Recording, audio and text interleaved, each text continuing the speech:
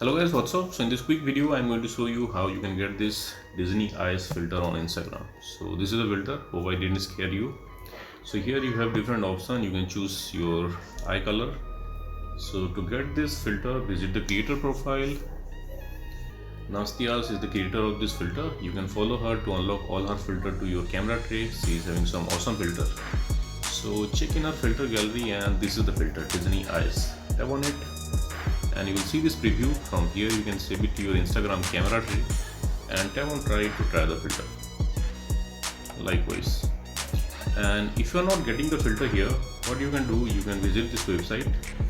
Link to this website I'll give in the description box below. Here in this website you will see the link to the filter. Just tap on the link and open it with Instagram and you will get the filter. So that's it guys, thanks for watching the video, see you in the next video.